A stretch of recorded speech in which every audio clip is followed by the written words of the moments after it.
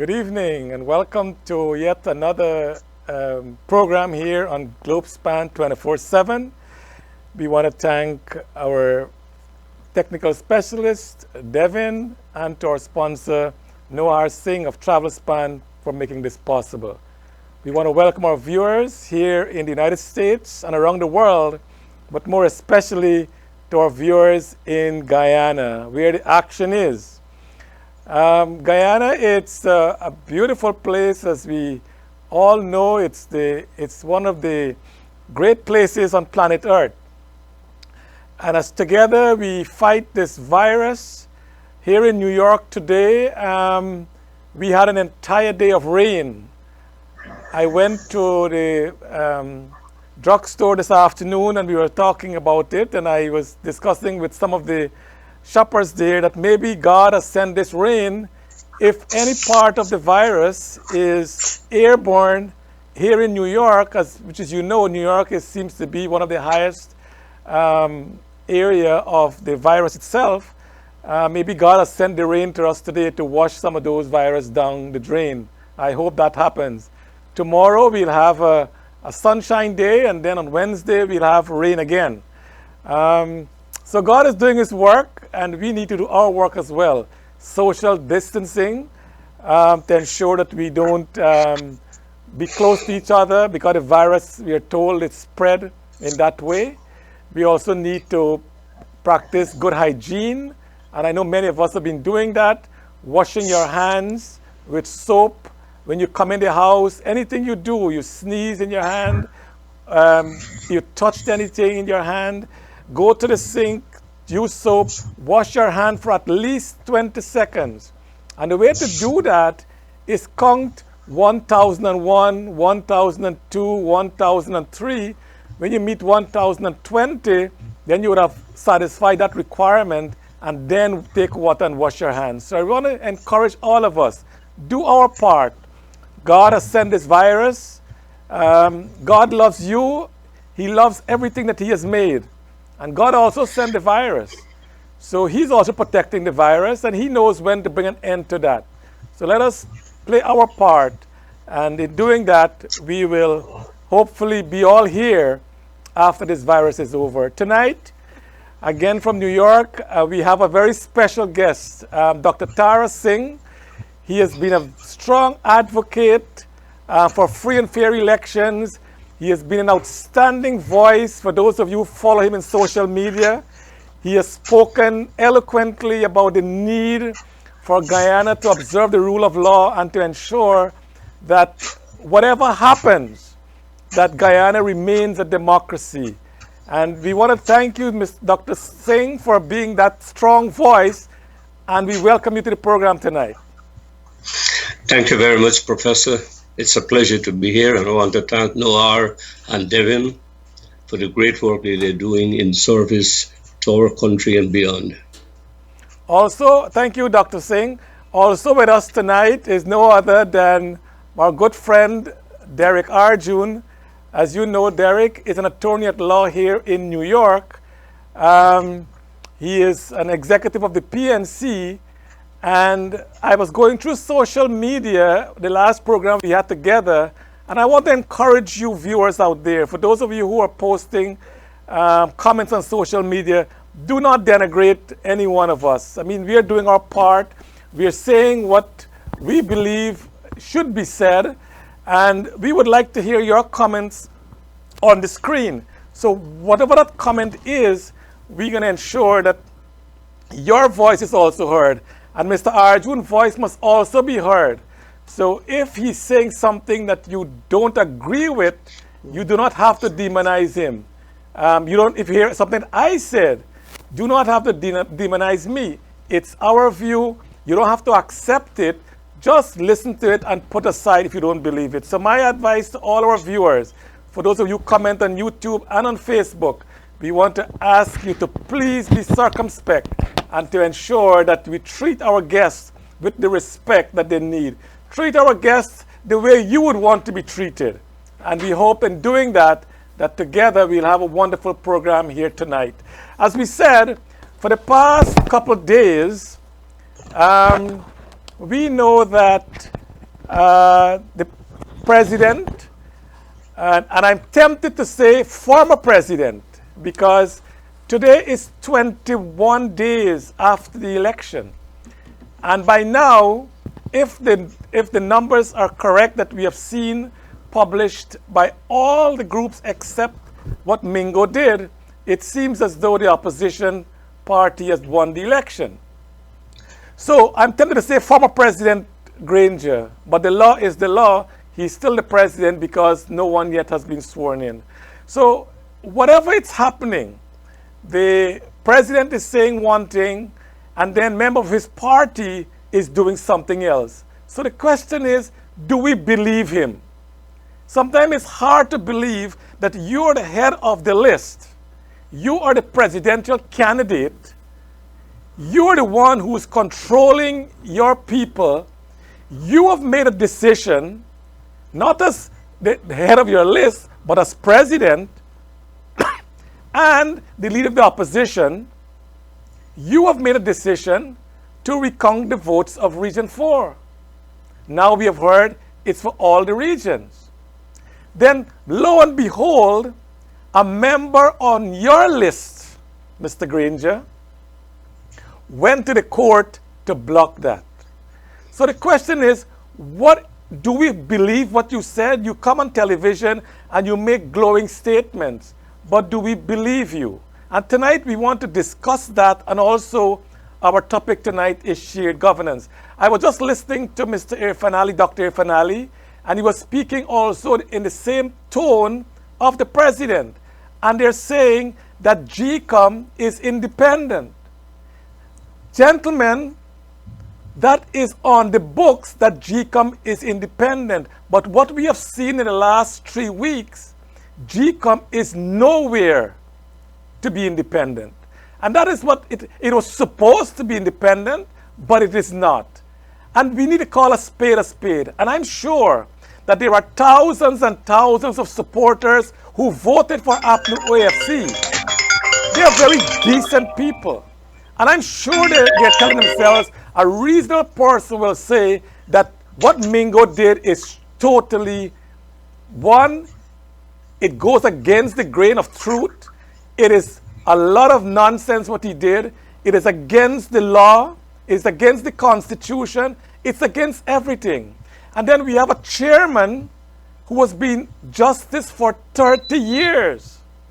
And I am so appalled that as chairman of the commission, knowing that the commission is so divided with 3 for the government side and 3 for the opposition side, the chair was supposed to be that voice of reason. So now we have a chair who was justice for 30 years. She cannot take a stand. The Constitution gives the Elections Commission a lot of authority, but the chairman is letting us down. Mr. Lowingfield, who is the Chief Executive Officer, he is also letting us down. What they're showing us is, for those of you who are fair-minded, is that there appear to be an element of the government and not independent as they were supposed to be. So tonight, in my monologue, some of you will agree, some of you will disagree, but I have here again my good friend and a voice of reason. Before we invite Dr. Singh to give us his comment, I want to invite Mr. Derrick Arjune, attorney at law here in New York, and the PNC executive to give his view, a very frank view, a very open view of what he sees happening in Guyana for the last 3 weeks. Derrick? Well, good night, everyone. Thanks for joining our program. Let me endorse what my co-moderator said, and that is, we're trying to bring the truth as best as we can to all of you. We have different opinions, but we would just want you to respect those opinions and respect the right of each one of us to express those opinions. So yes, in your comments or questions, please be mindful of that fact. In fact, one of the problems we have in Guyana is that we cannot discuss our problems in a civil and respectful way. So as the program progresses, we hope that the comments and questions we have reflect the decency that most Guyanese have. Now, with regard to the spirited and, may I say, biased opening of my co-moderator, I must say in reply that I continue to believe that GCOM is an independent body, despite what others might think. Its role is clearly spelled out in the Constitution, and it has carried out its role competently and effectively. We will have differences on these matters. You're dealing with elections in a country that is very fractious, very divided, very controversial, and it's almost impossible to carry out the very exercise that will determine who will run that country without much controversy. I was speaking with a friend today about what can we do to ensure that our elections aren't attended by so much controversy. I have a suggestion which I'll discuss in the program, but I'm sure that is not foolproof. With respect to where we are at this moment, I believe that we are at a very serious position in our history. But if we continue to follow the rule of law, continue to respect each citizen's right to vote, each citizen's right to express his or her opinion, I believe we will come out of this. And I'm positive we'll come out a better nation, because there is a platform at the moment for us to talk and talk endlessly and about Candidly. what we want the Guyana of tomorrow to be. So we're on to a better future, despite what these elections seem to represent. But I wouldn't deny that there's some serious anger, there's disappointment, there are tempers. Both sides share those raw emotions, but there's a nation to build, and we have to subordinate those personal feelings to the concept and idea of nation building. Thank you, Mr. Arjune. Dr. Singh, you want to give us your opening comments? Yeah, well, I'm really perplexed because, like the PNC and some people have difficulties with numbers. The NCM was the same thing. They couldn't say that 35 is the majority of 65. Now they even can't count. Everybody know they produce fictitious figures.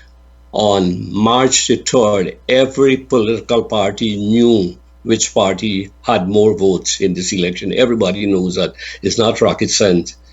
And if the PNC had known that they won, they would already install Mr. Granger as president.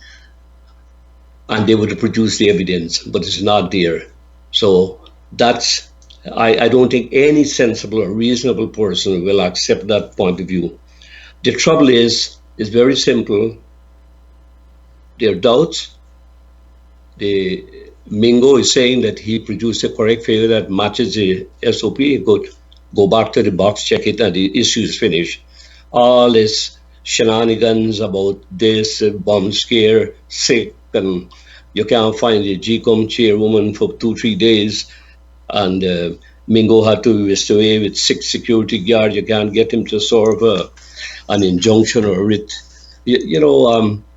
These are substantial circumstantial evidence that point to the link. Now, why Carol Joseph have to direct Mingo at the command center? So to say that there is no link between the GCOM and the PNC is totally misleading. Everybody knows that.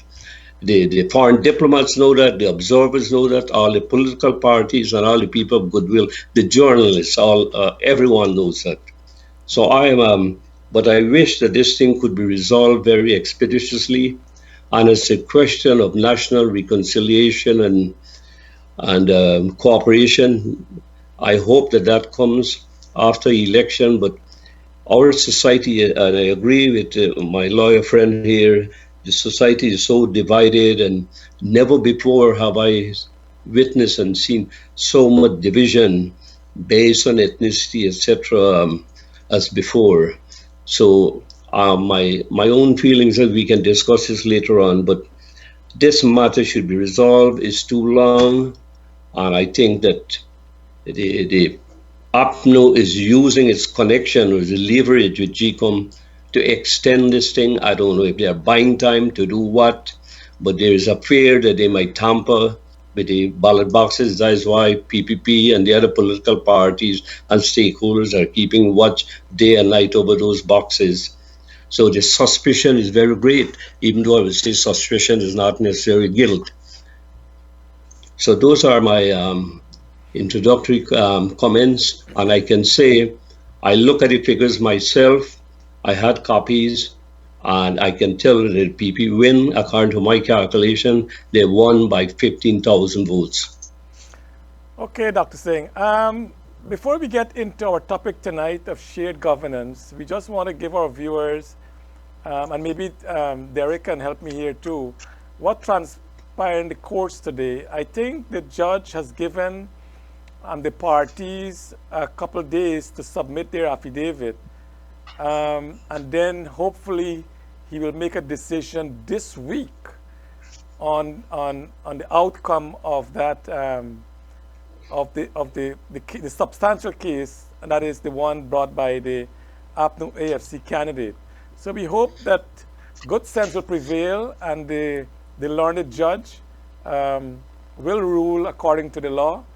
And with, as I said, with GCOM having all that authority to do things beyond what the law says they can do, they can actually do things that is beyond what the law prescribed them to do, to ensure that there is free and fair election.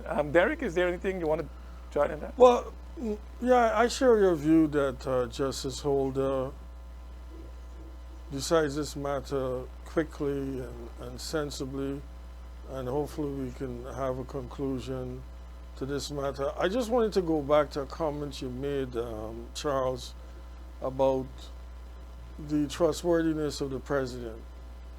I've been in the PNC a long time, and what I do know that there's a certain degree of democracy in the PNC that permits members to do things that leadership doesn't agree with.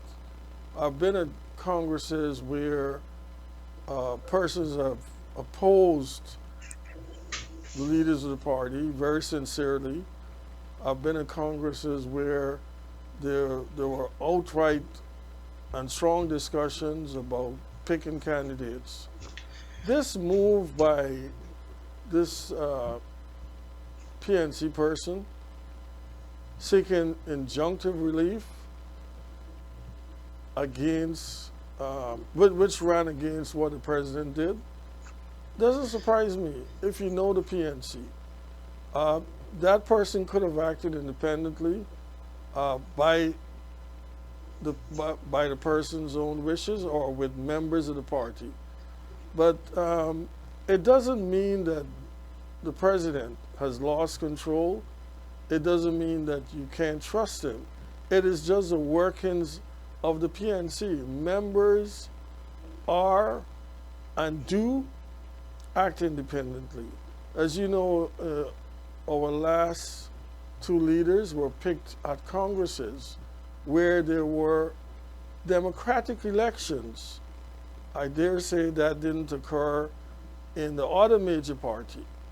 So the idea that Granger cannot be trusted because some member of the PNC went to court to seek relief against what was perceived to be an injustice is totally wrong. The PNC has a fair amount of democracy that allows members to act on their own. And this is what you saw played out. I am. I don't. I don't want to get into a discussion to that. But what I want to say is this: what a reasonable person would expect.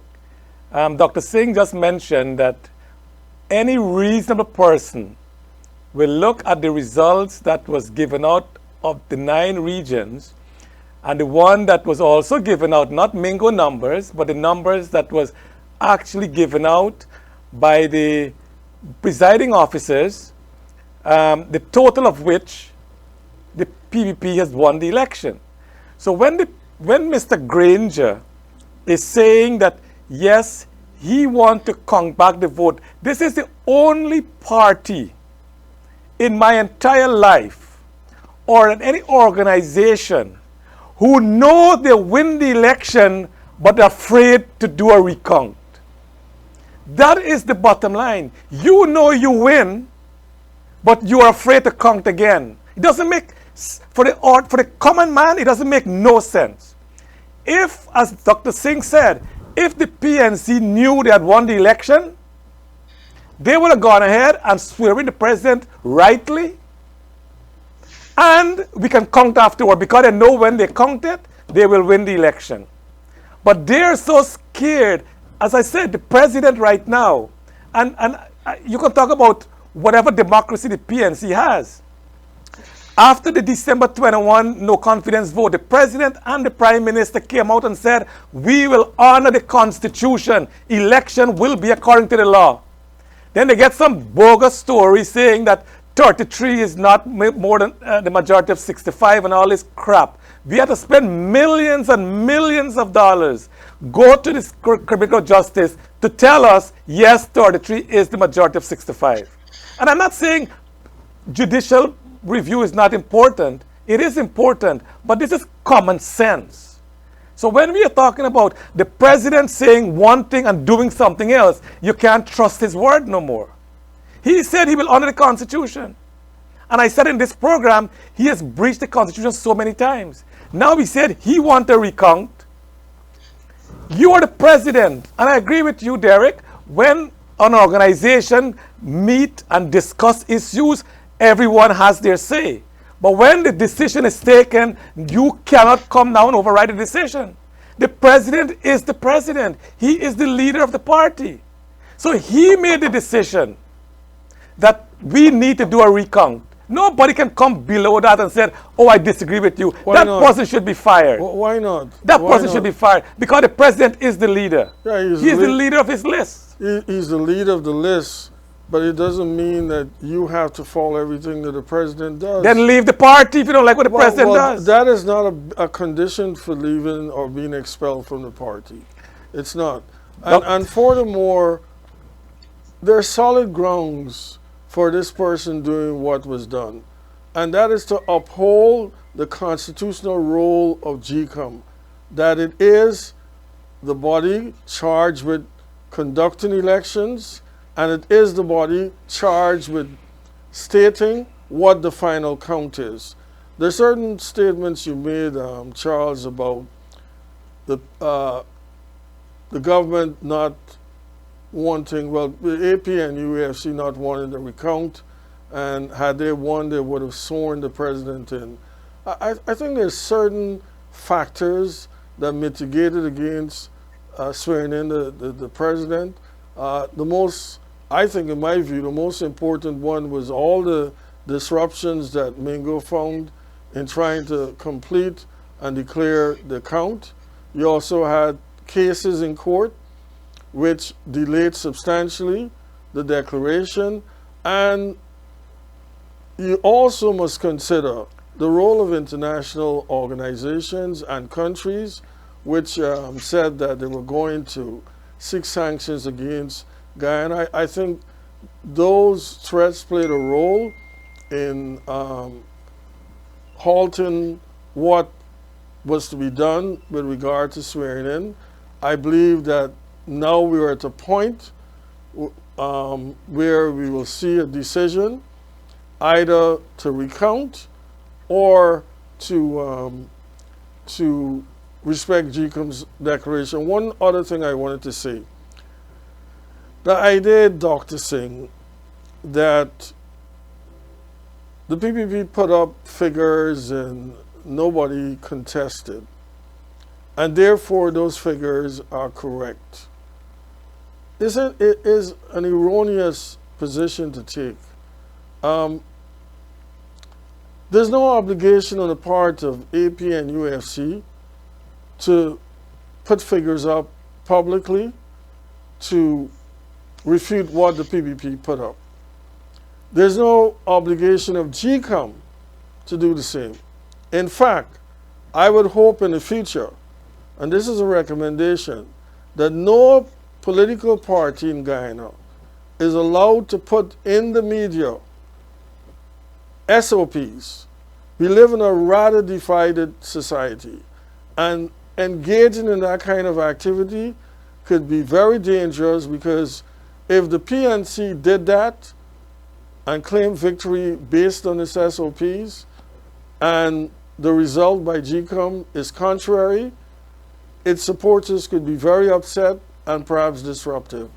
And to some extent, that's what's happening. So I believe that we ought not to have that. We ought not to sanction what the PPP did. And the PPP is not the arbiter of who won the election. GCOM is. Dr. Singh? Well, I disagree with you there completely. First of all, the statement of poll is a public document. After polling, after 6 p.m., a copy of this statement of poll is pasted on a wall, on a conspicuous place. It becomes a public document, and anybody will have access to it. I'm saying all the political parties had access to all the SOPs. And by Tuesday, everyone would have known who got more votes. So there was no need for Mr. Mingo to go on Wednesday and all the disruption. That was not necessary. Everybody would have known that the PP got 15,000 more votes. And what the PP used is a statement of poll issued by GCOM, the certified and verified copies of that. Nobody can dispute that. The PP has it, they're willing to show it. Why GCOM cannot produce the original copies that they have? That's the story. If you're going to say that my copy is not genuine, well, prove to me it's not genuine. I got my copy from the source, from GCOM, who issued it, and it was properly signed by all the party representatives plus the returning officer. The presiding officer. The presiding officer. Well, you know, Dr. Singh, one of the things I wanted to avoid tonight is a debate on this counting. I have seen in the media, I've spoken to colleagues on both sides, and I've heard different stories. In fact, I was seeing on Facebook a young lady from the APNU camp who was showing the disparity in the PPP posting in South Georgetown and also Sophia. And she showed how the figures change, and a very strong attempt by the PPP to adjust figures to suit their story. And this was in fact, this morning I saw that. So this debate could go on, and about who won. This is why I firmly believe that this matter should have been resolved by an elections petition. Nothing more, nothing less. No. Why a petition? A petition. We know a petition in the court takes 5 years. So you give an illegal government 5 years to run, and then you have a petition. So no. I believe what the president. Sorry, Dr. Singh. What the president agreed to and the opposition leader agreed to. Do a recount. CARICOM supervise it. GCOM doing it. I think if we had an independent commission. And I know that you are saying that there's independent. I don't think there's independent. If we had an independent commission, Mingo would have been fired a long time ago. The chairman of the commission should have fired Mingo for not following the Chief Justice ruling. Lowenfield should have been fired. He's not giving direction. In any organization that want to prove its mettle, these two gentlemen should have been long gone. We have a chairman who is very weak. And if this chairman is the result or the kind of caliber of judges we have in our court, God help us, because she is not giving direction as she should, as chairman of what we call an independent body. I don't think it's independent. The Constitution says it's independent, but they are not independent. They have now become an arm of the PNC, which is very sad to say, but that is the reality going on in Guyana. I mean, I know we can continue discussion all the time, but what we want to talk about tonight, and let me just bring this point very quickly. Okay, No, I Dr. didn't Singh. want that. There's right now a motion in court, a discovery motion, compelling GCOM to produce the original statement of poll. Let's see how the court will rule on that, and that will solve the problem. If they do produce it, you can show you match the PP figures. I mean, all this thing about hypothetical that PP can forge it. PP do not originate these SOPs. They originate from the various polling booths, signed by all the political parties present and by the returning officer.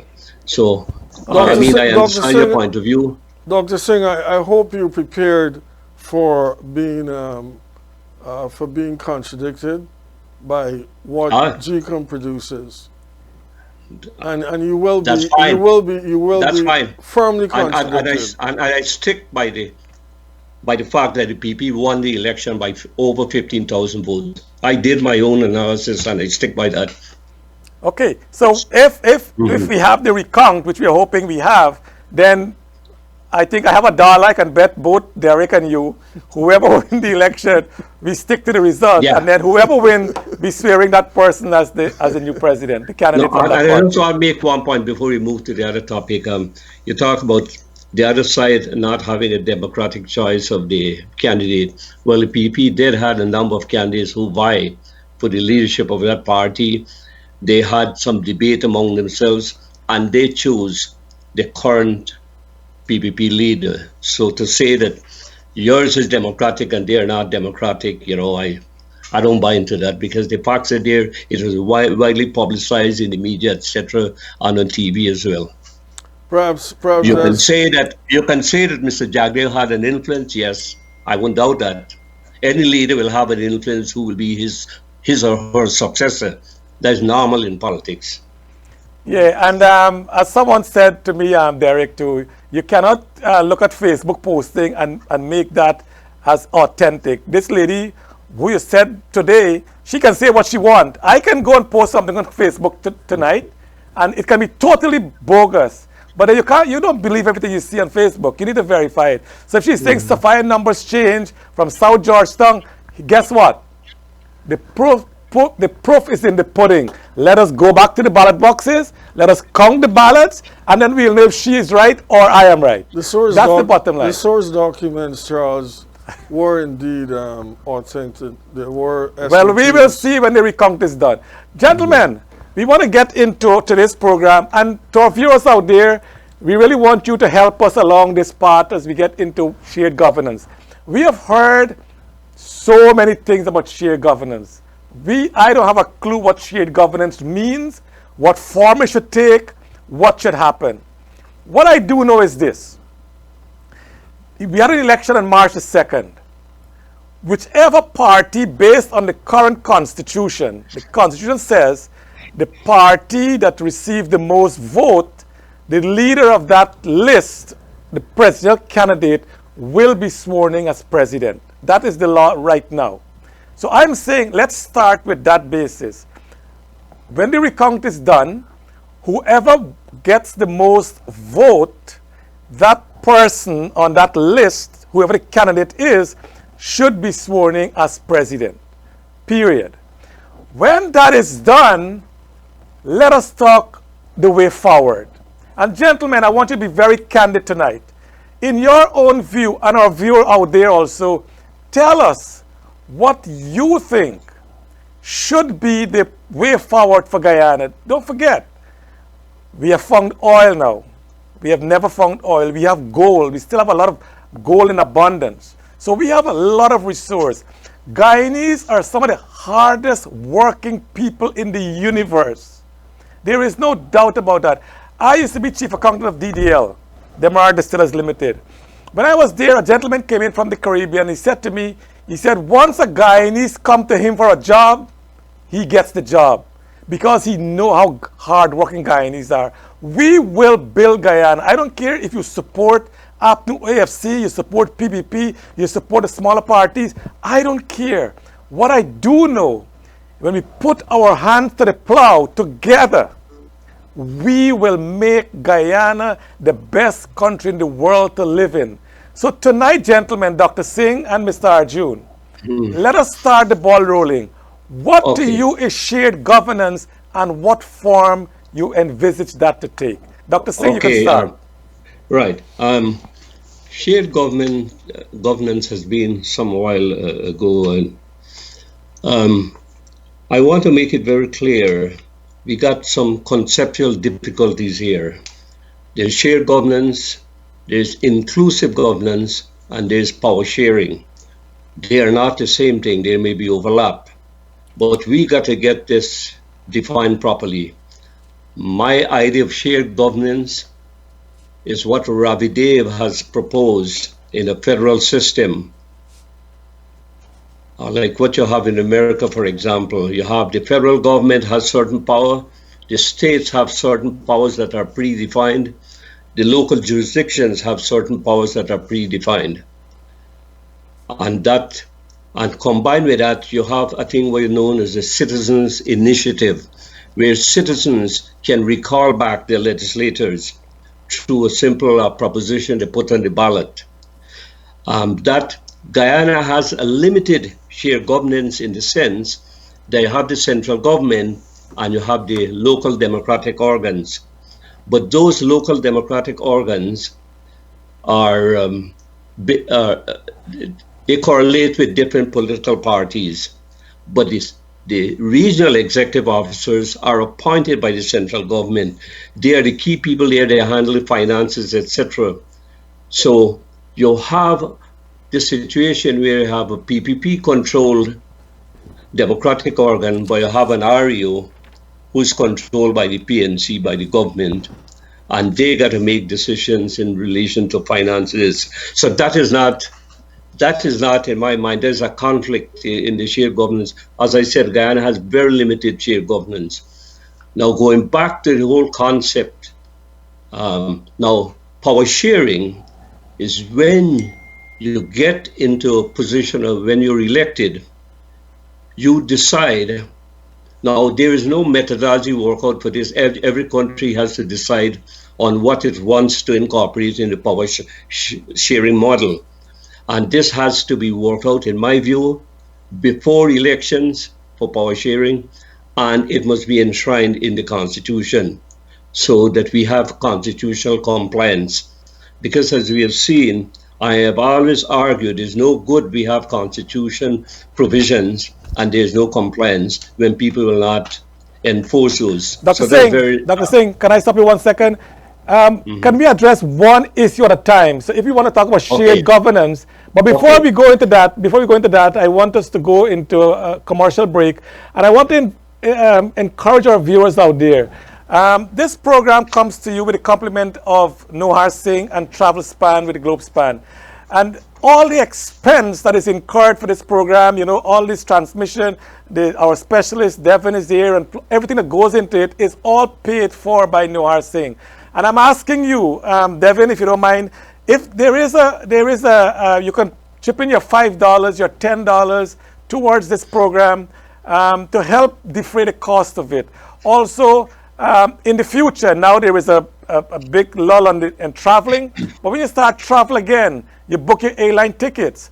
You go online and you book it, you come to Travelspan and you book it, it will be the same price. And the good thing about it, when you come to Travelspan, you can call someone and speak to them on the phone, and they will get things done for you, whether it's your air ticket, you're going on a cruise, you're going on hotels, they can do all that for you. And in doing that, they will get a commission. So that will help defray the cost. So please, as we go to commercial, I want to encourage you guys, please support this program. If you like the content of it, you like what has been disseminated, we love Guyana, we want to see it, you know, prosper, but at the same time, we cannot kill the goose that laid the golden egg. So we need to help Nohar in the process. So please chip in with your $5, your $10 to help defray the cost. And now, Devin, when we come back, we'll continue this program, Dr. Singh and Mr. Arjune, with shared governance, and we can talk about what the element of shared governance is.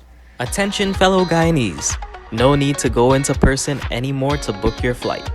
Book your flight over the phone with a Travelspan GT agent. Once you finish booking over the phone, our agent will give you a payment center close to your home. That's right, no hassle for travel anymore. Travelspan is making it convenient and easier for you to book your flights. No need to travel to the office. Call Travelspan GT today for low fares. Call 227-1701. That's 227-1701. Or in Berbice, call Rose Hall at 337-4287. Travelspan making it easier. So call 227-1701. That's 227-1701. Or Rose Hall at 337-4287. Looking for an embroidery service or app?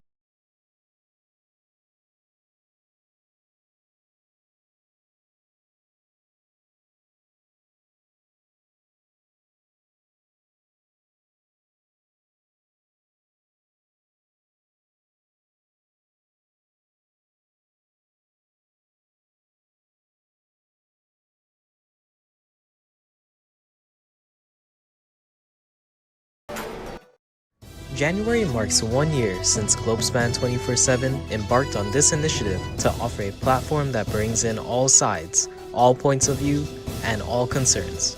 Viewers in Guyana and across the world are participating in discussions that are bringing to light issues relating to social, economic, and political matters that have been plaguing our nation. Globespan's platform offers Guyanese to express their concerns and discuss solutions in the political realm, thereby addressing the polarized situation. Discussions also include social ills, such as alcoholism, domestic violence, and suicides that have been plaguing the people. The platform also mitigates the brain drain by having speakers that live in Guyana and across the world participate in these discussions. This concept will avail a broader view for the benefit of all Guyanese, so Globespan needs your support to offset the expenses. Kindly contribute by clicking the link in the description to help support these programs. Thank you. Welcome back. Again, we're dealing now with shared governance, and Dr. Singh had started up with. Doc, I want us to go one at a time, if you don't mind. Okay. So tell us specifically what you will want to see in a shared governance, and let's not go broadly. So what will be one thing you want to see in a shared governance? Assuming that the people of Guyana accept this concept of shared governance, I would say some of the essential components should be equity, rotation, inclusion. Those will be three fundamental principles. Of course, you have others as well. The basic problem with Guyana is lack of access, equal employment opportunity, there's one, or equal access to various opportunities. If we have that built into a system, now often when you speak about shared governance, people have in mind executive power sharing, that is at the cabinet level. And that, to my mind, has to be determined, as I said, work out before the election. Now, you can do certain things like this. I am the party in power. I got 60% of the votes. You are the opposition, you got 30%. So you can work out an arrangement where you can get 30% of the seats probably in cabinet and at top government levels. So in that way, Doc, in that way, you're saying there is no opposition then? No, well, that's a danger, Will. With shared governance, you got to with this idea, you got to be careful because you need an opposition for any healthy democracy. But as I can recall, I think Barbados, was there any member elected in the last election, Barbados in the opposition? No, I think it was Grenada had a full house, one party. Yeah. Barbados did too, but one person went over. Okay, one person. Oh, okay. They won all the seats, but one person went over. But I would not like to see a system without an opposition. And one of the proposals that was advanced is that any party who gets less than 10% should not be considered for part of the shared governance arrangement. But as I said, those are arbitrary cutoff and people can work it out. My concept of shared governance, again, is that you've got to share the government between the legislative, the executive, and other, like the local democratic organs in Guyana. I wouldn't say the judiciary. The judiciary work for all.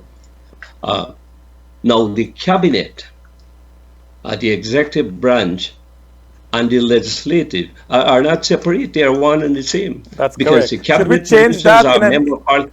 So the classical doctrine of separation of powers do not exist.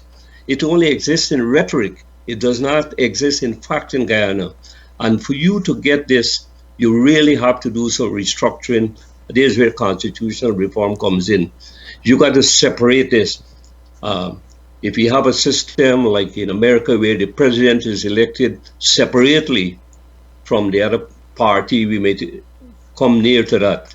But also, But Doc, these if you are don't mind, the same thing we are saying there is true, because if you had shared governance in the cabinet, let's say, cabinet ministers can only be selected from parliament. But parliament is only restricted to 65 members. So the thing is, Right. if you're going to have parliamentarians become ministers, and you don't have, who do you choose in parliament? Do you choose percentage based on Well, how much the no, party receives? that's what I'm saying. You got to go back to constitutional reform, like you have an American system, where the people in Guyana vote for a president who will have executive authority, and he in turn can appoint his cabinet subject to the approval of parliament. Something like that. And then you have the legislative body who are being elected by the people, and they will run the legislative arm of the government. You get what I'm saying? Yeah. Repeat that again. Repeat that for our audience. I'm saying that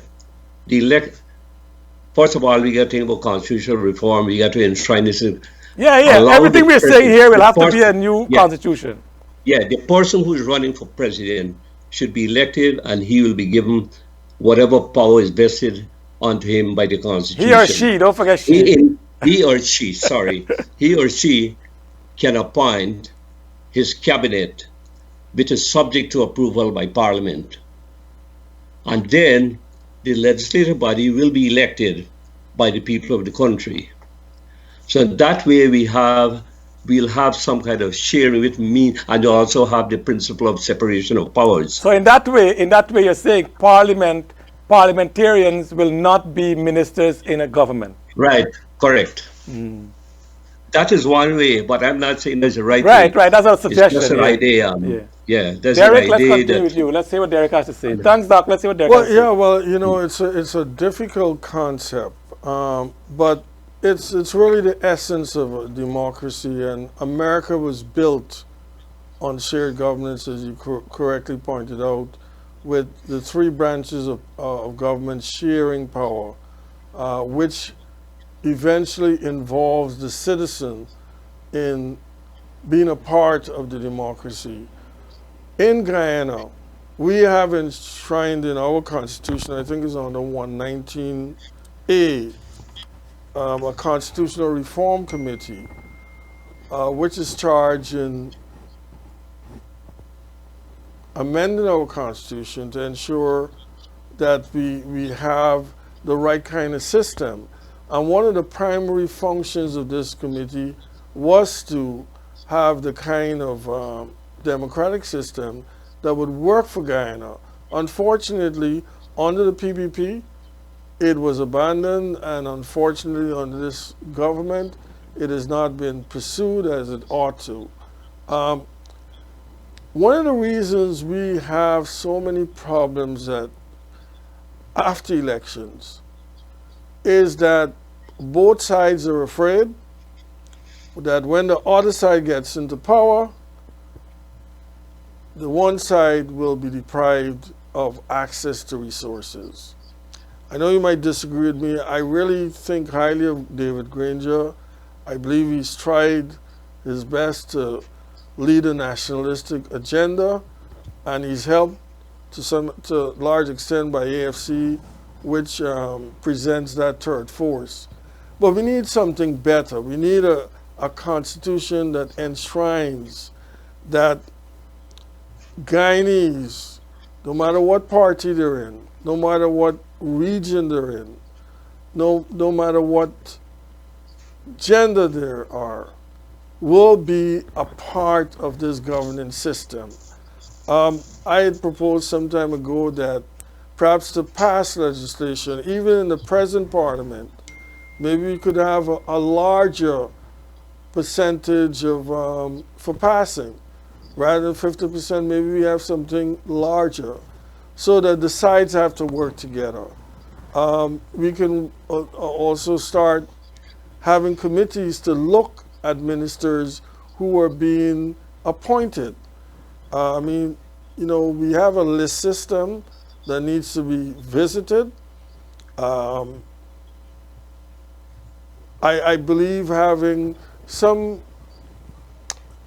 more attention paid to the constituency system, whereby members are really elected by persons and are answerable to their constituency. Those kinds of changes could really help.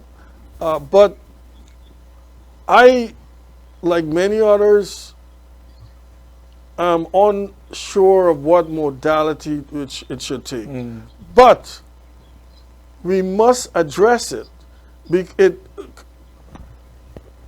Constitutional reform, specifically shared governance, has got to be a guidepost for Guyana as it goes forward. If not, we'll continue to have the problems we have.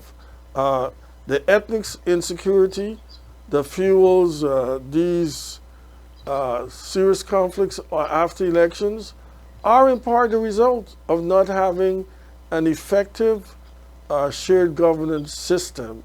So it behooves all of us, regardless of what party we support, that we work on this concept to make Guyana a better place. Look, I could we can continue with that. But I'm told, Dr. Singh and Mr. Arjune, that shared governance has nothing to do with the three branches of government.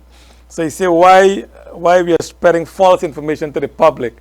Now the thing is this: ANOG had, I know you mentioned Ravidev federalist system, but ANOG also had in their manifesto the Swiss model, and the Swiss model is from the grassroots going up. So we have in Guyana, we have the village councils, but the village council don't have the authority that they need to run their village effectively. They have to depend on central government for basically all their resources. So I know Rudy Singh said, he saw on the screen that people have not voted for shared governance. That is true, because that's not part of the equation. And Clayton Newton says, let's discuss constitutional amendment, not power sharing. But power sharing will come out of that constitutional I don't think we should have amendments. My own belief is that we should have a new constitution. This one is too messed up. This one is too messed up. Let us go a new one, and then we put into that whatever model we want to do. Yeah. What about the ANOG model, Dr. Singh? That is what I was telling you. In Guyana, you have a limited type of shared governance, in that you have the local democratic organs, but they do not have enough power. They have limited ability to raise funds, local tax rates, etc. But they depend for most of the subvention from the central government. And when you talk about shared governance, you got to give these people more power, greater autonomy. You talk about decentralization, give them more power, autonomy, and power to raise revenue as well. That's working within the existing structure. Now, coming back to shared governance, I know Mr. Arjune was talking about having constituency-basis representation. I agree with that, but right now, PR is so embedded in the system, I doubt whether people want to change that. What I had proposed is to do a bicameral legislative type that's happened throughout the Caribbean, Trinidad, Jamaica, Barbados. You have the Senate and the lower house. The lower house could be elected through PR, and the upper house through a constituency basis. At the same time, you have a level of sharing of power.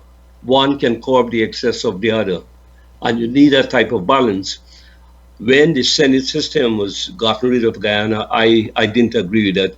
I think that was a bad move. That's my own judgment. I think that is very important for democracy and to keep balance within. So even if you've got a party that comes in with 51% and 52% feel that they can run away with things, the Senate up there who's appointed by the people and representing geographic constituents, they can put a check on it. Excellent. Also, I know in the Swiss model, they also have a rotational presidency. So that also can be an integral part of power sharing. So there's no one party who will have the presidency per se throughout a 5-year term, let's say it's a 5-year term. So maybe the party with the highest number of the percentage gets the first go, then after a year or two, the second party and so on. Is that a model we should also look at? Well, the Mauritius had a similar model like that, where the Indian population in Mauritius is about 2/3. The Afros is about 30%, and the rest. And what has happened is that although the Indian population is 2/3, they decide to rotate the prime ministership. After 2 or 3 years, they give it to the minority party, and that worked very well in Mauritius. And there is a racially bifurcated state as well. Deep social cleavages and cultural diversity, and they work that system, and it worked fine. I don't know whether that will work in Guyana, but it's worthwhile to look at it.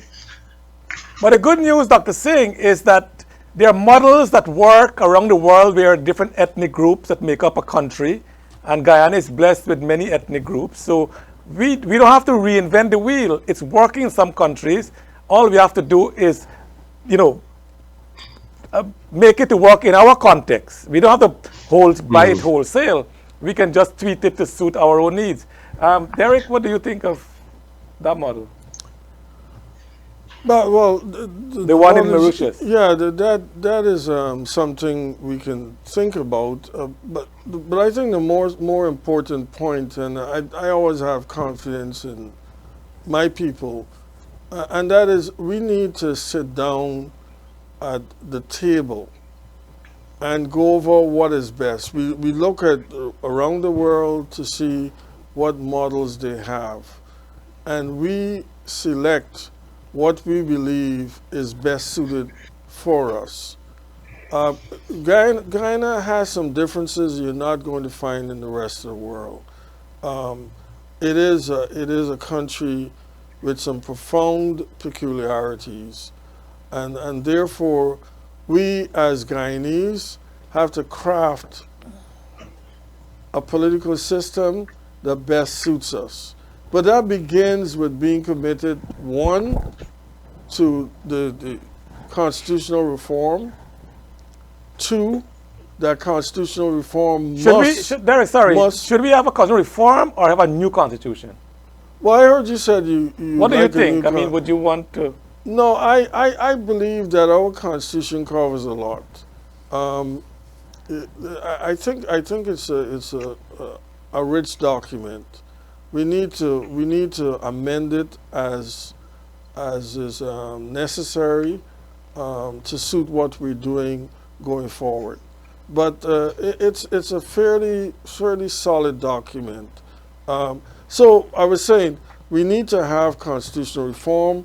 As a part of constitutional reform, we need to embed in our discussions and in our legislation some form of shared governance. And three, we need to bring to life what Article 13 says, that sovereignty rests in the people. The return to local government democracy is helpful, but we need to have systems in place that will enable citizens to play a role in how their communities are run. This conflict, Dr. Singh, that you pointed out between the regional and federal, regional and the national government, that is true. And we have to find a way to address that, because there have been times when a PPP-controlled region doesn't necessarily do what the PNC dominant government once, and I'm sure that the PPP would say the same thing when they were in power. So we need to find a way to solve that kind of inherent conflict. It's good to, you can easily say, look, I don't care. You want the PPP to fail, you want the PNC to fail. Devin? But it's not to make sure that we succeed in whatever we're doing.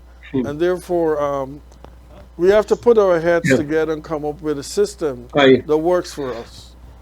I agree with you.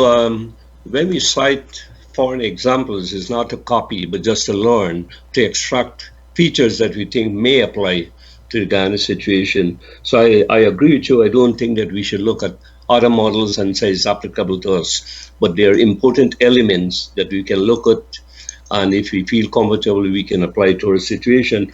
Now, the thing about the Ghana Constitution, they got a lot of verbiage, a lot of things that are unnecessary. For example, in Chapter 2, you have something like the economy will develop in accordance with the economic laws of socialism, etc., which is archaic, is totally irrelevant. Much of the language is very duplicitous. You can interpret it differently and it gives you a lot of leverage to give different interpretation to the Constitution. You got to be more precise. It lacks elements like compliance. If you violate this, what will be your penalty? It doesn't have those things. And I fully support a new Constitution. This Constitution is badly worded. Anybody who studies English can know that. Many of the sentences are ambiguous, never straightforward. And that is why lawyers can put different interpretation. You got 10 lawyers, they get 10 different interpretations to the same wording, whether it says a literal or the intent, what the legislatures meant, etc. But and that's a good point, Dr. Singh, and I know Derrick said that, but the thing is this. Our Constitution, if one article contradicts another one, which one take precedent? We don't know.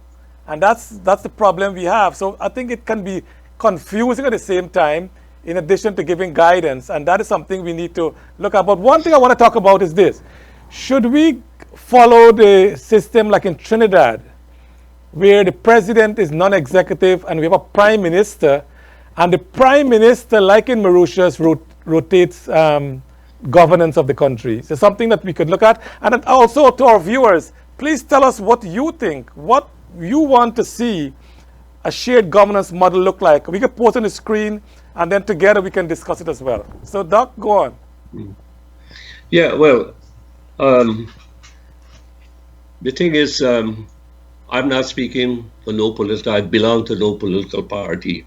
Let's get it very clear.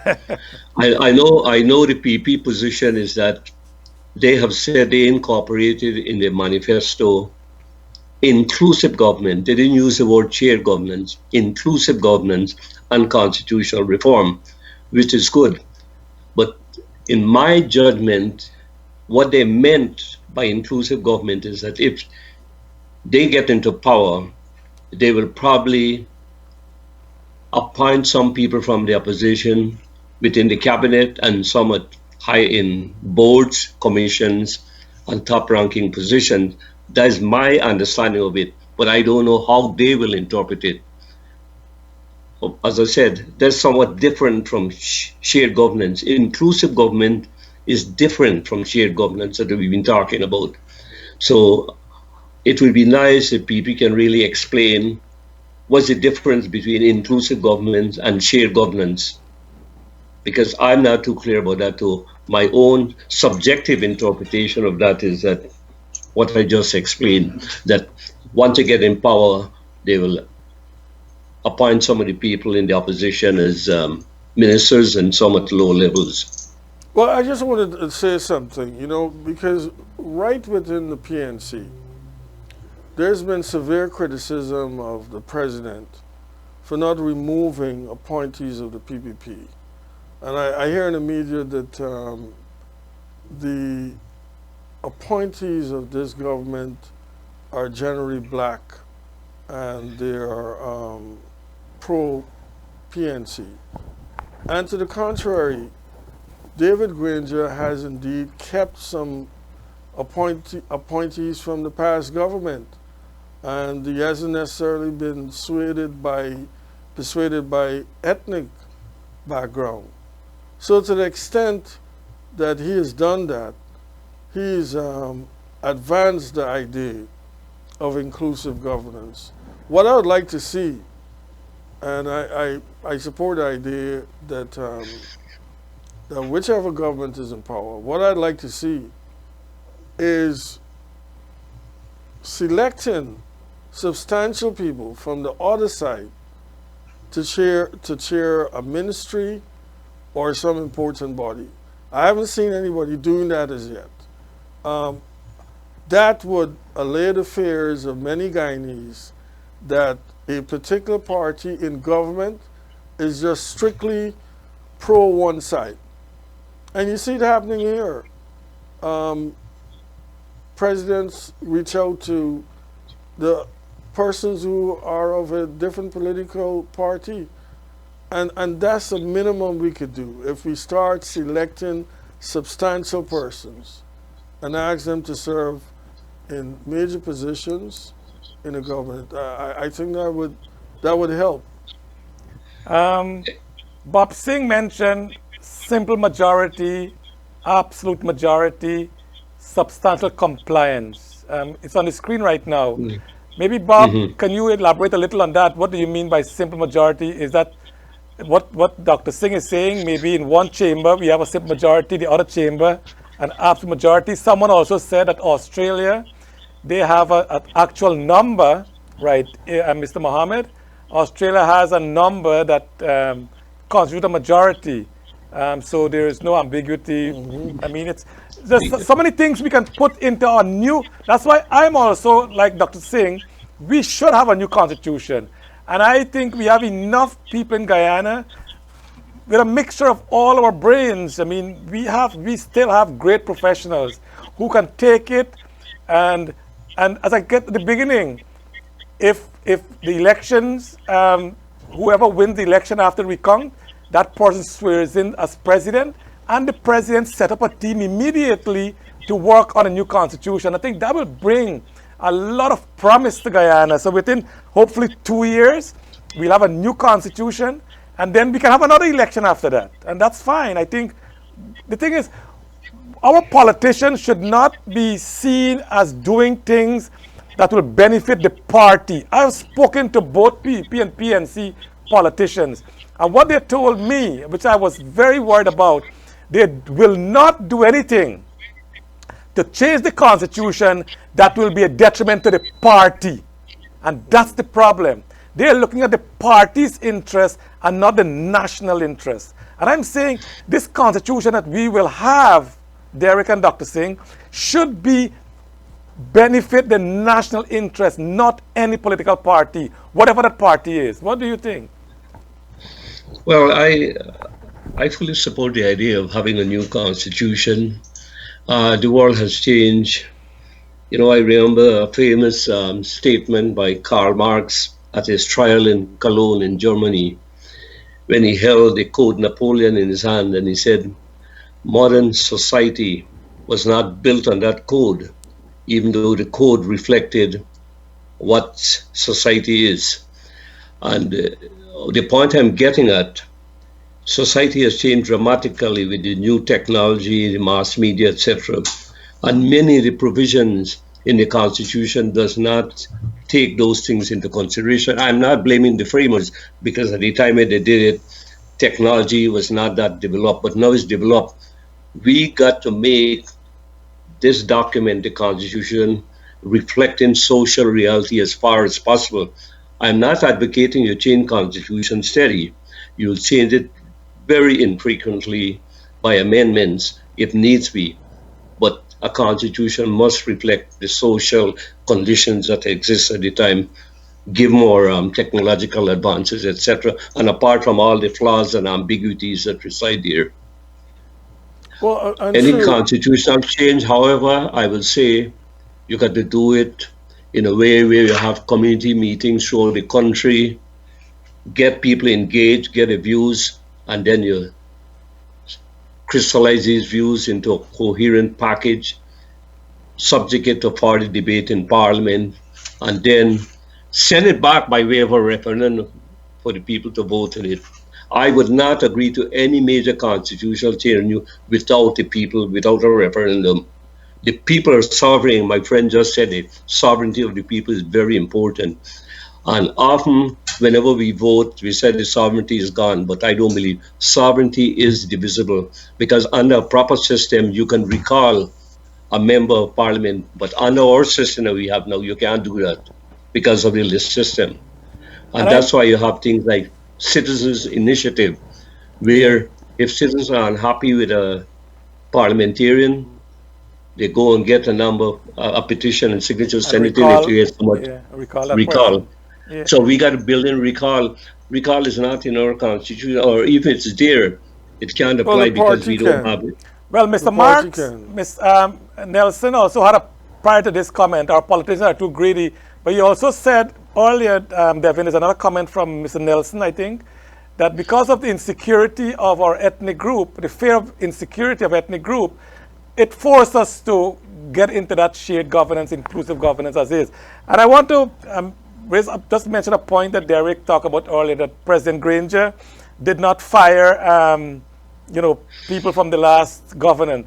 But what Granger did, we have 17 permanent secretaries.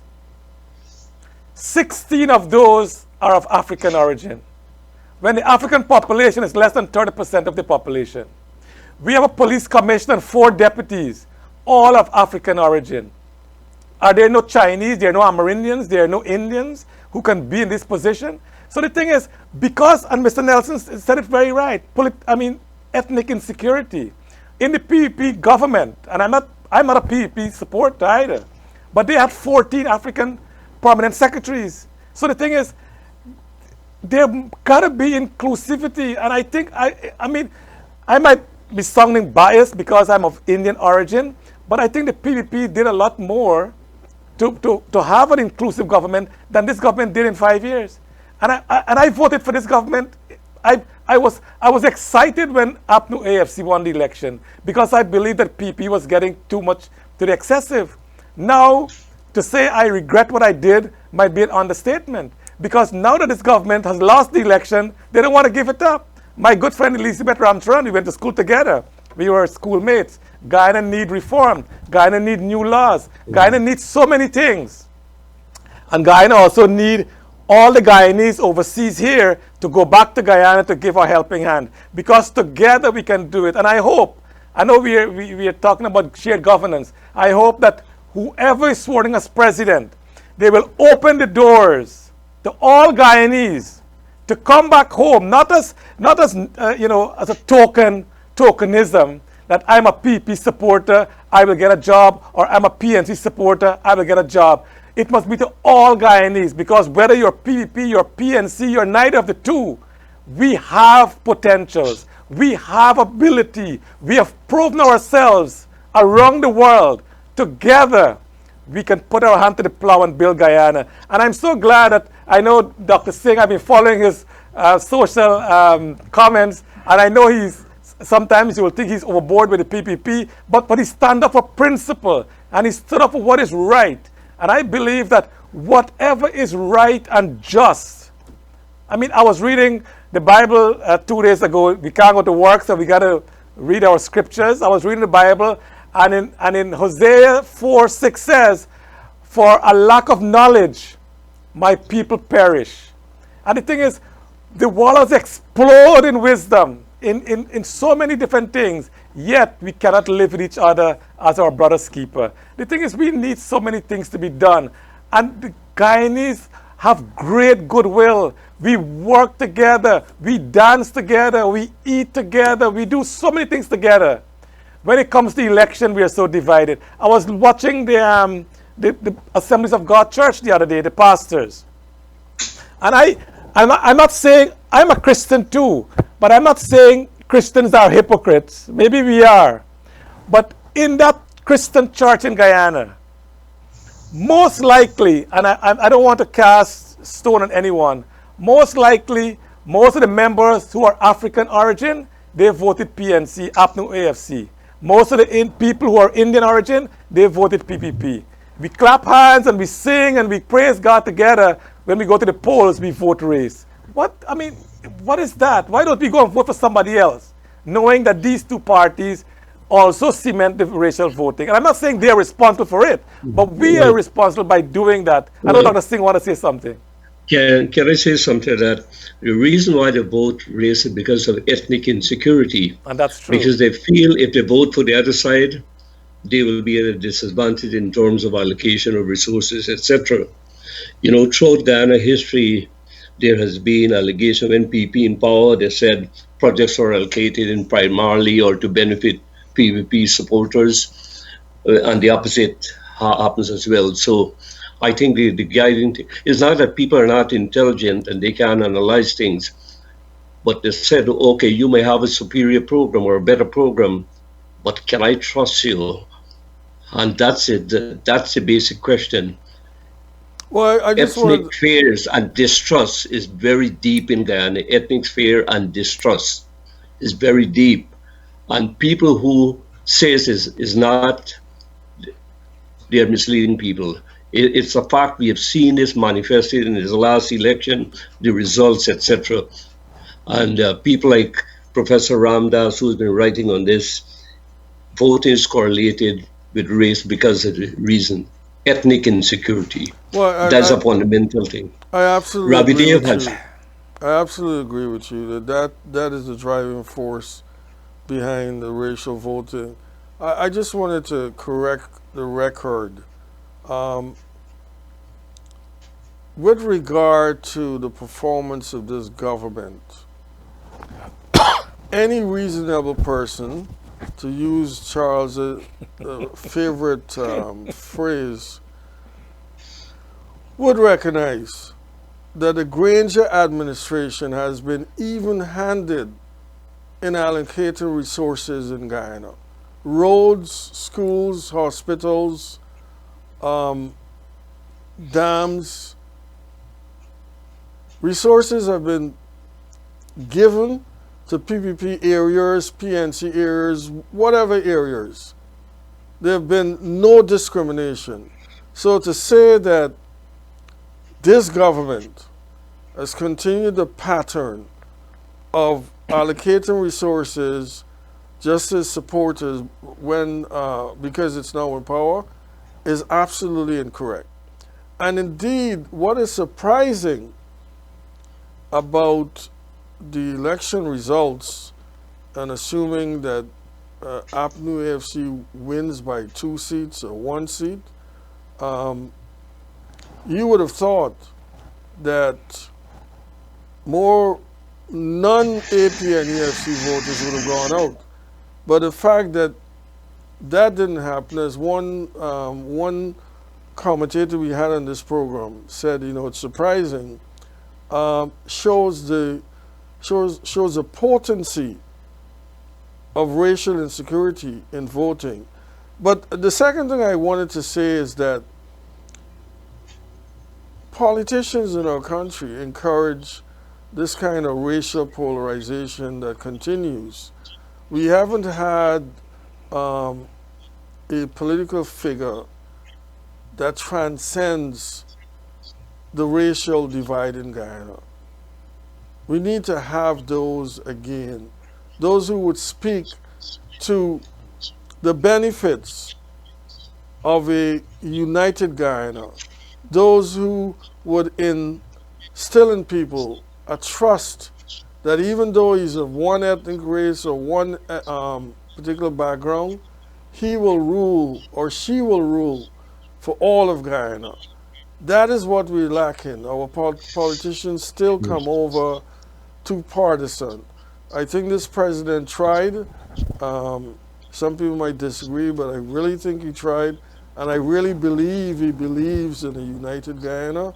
The next time around, if he's the president, I think they'll do better. If the PPP happens to win, and I disagree with this conclusion, I would hope that they would govern Guyana in a way that bridges the divide and promotes unity in Guyana. It can be done. it can be done. We continue to believe that this is an insurmountable problem, but I firmly believe that we can solve it. And I like Yeah, Guyana State comment here. yeah. She had the same question. There's I only just one nation. the question of Doc, ethnic Doc, I trust. know, Doc, before you, sorry, we're going to close up in a minute and I'll give you a final statement. Mhm. But just to rebut a little what my friend Derrick said, is that it is this government who closed so many sugar estates. The principal workers there were of Indian origin. There are a lot of Africans also in the sugar estate, but a lot of them were Indians. And this government that we talk about so glowingly, that Derrick talked about, refused to pay severance pay to these workers. There is no unemployment payment in Guyana. What will happen to these people? This But, is unconscionable but for Charles, you're not. any leader of any country to do that. You close the estate is one thing, but at least pay the people their severance pay. So at least they have a cushion to go on. They have no job after that. They have no unemployment. They have no severance pay. What these people expect to do?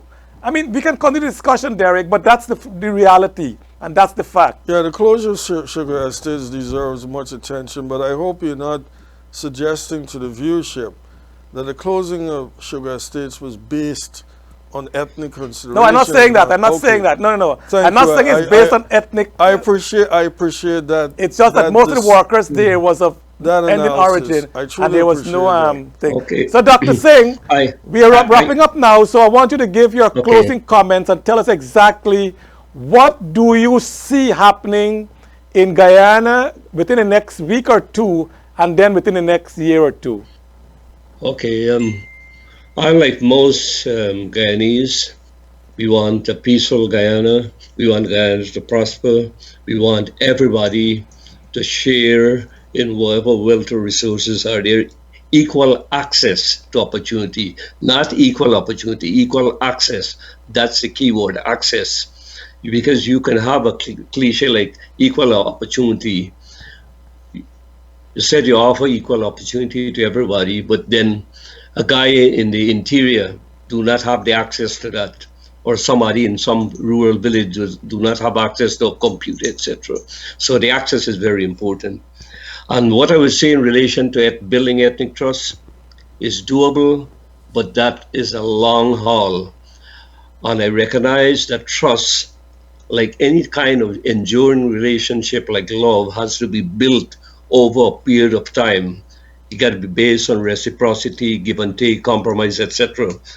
That's a long process, but it's worthwhile pursuing.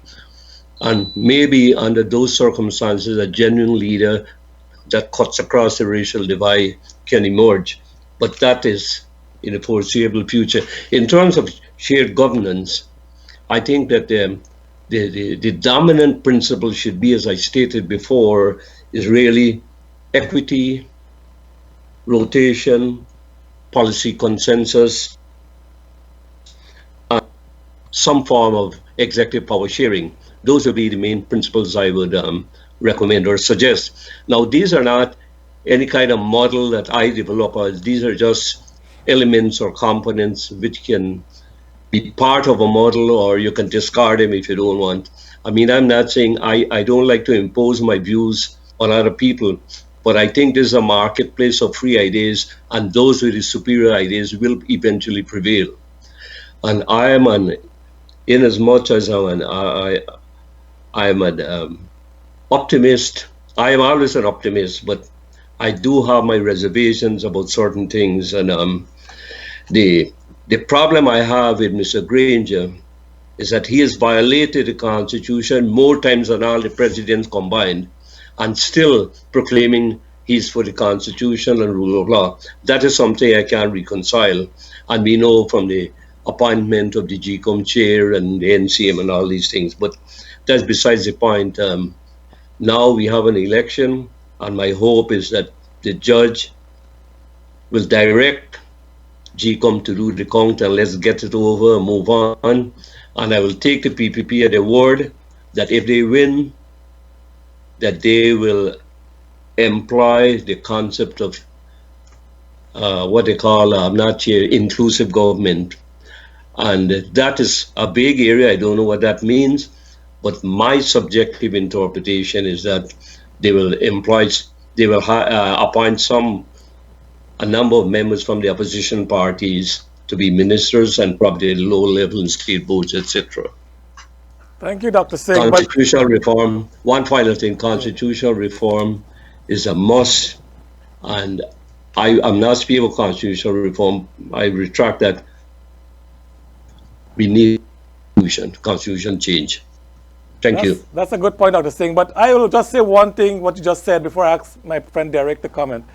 That the tokenism, if that's the right term to use, of giving appointments to members on the other side of the aisle, I think that is good, but it must be with some benchmark. It must not be, because of I'm sharing it with you. It must be on merit. Meritocracy must prevail.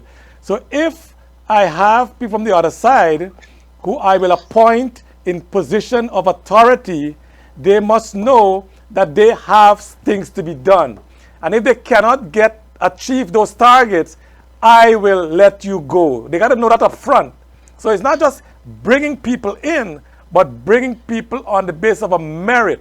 If you cannot perform, you're gone. If you perform, I will keep you. And I hope whoever becomes the next government will start to implement that in Guyana. And I share your thoughts, Dr. Singh. Very well said. Well, I fully agree. The methodology has to be worked out. That is very clear. You just can't hire people for hire sake or have inclusive government for inclusive sake. There must be some ground rules. Some measurement rule, yes, exactly. Thank you so much. My brother Derrick. Well, thank you, Dr. Singh. It was a pleasure listening to you. Listen, I cannot say it enough times. We need to have some form of shared governance to ensure that our citizens, more than anybody else, is involved in the direction of the country. And that has to come through constitutional reform and legislation. It requires both sides or all sides to sit together and work out what's best for Guyana. Our problems are not intractable, they're not unsolvable. What we need is the will. And while people talk about what has happened and what could happen, we, after independence, have not done too badly. We could have done better. These problems that we were encountering, I see as an opportunity for us to sit and find ways to govern Guyana better. What happens on Wednesday or Thursday when the judge issues his decision should not be seen as an end, whether AP and UFC wins or the PPP wins through a recount. It's an opportunity for us to sit down, talk, and devise ways how to govern this country so that we tap the bounty of resources that we have available to us. And if we do that, I believe that we will succeed. Last point, I do believe that the Constitution is a fairly good document. It does need some reworking. And we need to do that through a people-involved process. And the sooner we do that, where we would be guided by some form of power sharing and other concepts, the better our country will become. Thank you. Dr. Singh, Mr. Arjune, thank you so much. And again, I just want to say a couple of things. One is that I am so elated to know that voice of reason still operate within our shores. So we saw Dominic Gaskin coming forward and making some very bold statement. We see the former Attorney General and Foreign Affairs Minister. He came up and say, very bold statement. I'm elated today. Well, yesterday we had the Justice for All Party, Mr. Sharma. He came up and he also made a statement for recounting. And now WPA has come on board for for recounting of the vote. So we do have voice of reason in Guyana, and I believe that at the end of all this, Guyana will prevail. We will succeed. And I want to wish Mr. Granger all the best. I know he's a historian, he's a military guy, he has a lot, he did achieve a lot in his life. You are president of Guyana, and maybe it's time to say thank you, Guyanese, for giving me the opportunity to be president. Now I will bow out and go and enjoy the rest of my years in retirement. I read a letter today from Dr. Gildari, and he said a very good point in his letter. And he was quoting from Dr. Martin Luther King Jr. when he says, in the end, we will remember not the words of our enemies, but the silence of our friends. Those are bold statements. And that's why God bless Dr. Martin Luther King. He has been a great light to the world. And I wish that Guyana can embrace some of his teachings. Guyana can embrace some of the teachings of the great Mahatma Gandhi, can embrace the teachings of the great Nelson Mandela. The world has produced great, great, great people. And I am confident that within our country of Guyana, we do have people with these qualities. And I look forward that when all this is over and the dust is settled, that whoever becomes president, remember the motto of our country: one people, one nation, one destiny. And together we will succeed, or together we will sink. I think let us choose the former. Let us succeed together. Put our hands to the plow. I know Dr. Singh, I'm sure he's willing to go back home to help in the building of our country. I know Mr. Arjune, as an attorney, I'm sure he's willing to go back to help our building our country. There are thousands. I speak to a lot of Guyanese here in North America. They're willing to go back home, but not on those current conditions. So our politicians back home, the ball is in your court. Make us proud. President Granger, Dr. Ali, sit at the table. Break bread together. Together, we can all make our country proud. Together, we can make our country rise again to the occasion, because we know that I said at the beginning of this program, I'm glad Bob Singh says, we pray, because God loves you as much as he loves me, as much as he loved the earth, as much as he loved the worm under the earth. He loves all the creatures, all of us. Together we are our brother's keeper. And I pray and look forward, as I said to you last week, I am O positive in my blood group. When I give blood here in the United States, I give blood in Guyana. I'm not boasting about it. But when I give a pint of blood, I don't know if it goes to a white person, a black person, a Spanish person, an Asian person. I don't know. It's irrelevant. The thing is, they can use my blood. Beneath our skin, this very thin skin, we have the same vein, the same blood that flows. There is no special blood type group for Indians and a different type for Africans and a different type for Europeans. There are only a few blood types that all of us have one of them. So my plea to my fellow Guyanese, my plea to my political leaders in Guyana, make us proud. Let us together build our country. Our country deserves it. Dr. Singh, I want to thank you so much for being in the program tonight. Mr. Arjune, Thank you. as always, you're always welcome to be here. The thing is, we can disagree, and yet you can be friends. You don't have to be enemies to disagree. Together, we can work and build together. To our viewers out there, we want to thank you again for being with us. To Noah Singh and to Devin, great job. And again, I appeal to our audience. Please, go to Globespan 24x7, go to TravelSpan, chip in a $10, chip in a $5. Again, when all these problems are over, buy your travel tickets through TravelSpan, because they will get a commission on those tickets. The price will be the same. You might even pay less with TravelSpan. But then you can call them on the phone and speak to a live person. Today I was talking to one of the staff here concerning my own tickets that I had booked, because you can talk live to the person here at Travelspan. So again, I want to encourage you, help us. If you like the program, if you like the information we are sharing, help Nohar to help us to continue to disseminate that information. Dr. Singh, I look forward to seeing you again on the program. Derrick will always be here. I know just for audience, we are trying to get Mr. Bacalister today, but he couldn't make it. So I hope in a future program, we will have him on. And of course, on Wednesday, you'll have Dr. Mahadev again. And again, he will continue the discussion on the way forward in Guyana. To our viewers again, thank you all and God bless. Good night.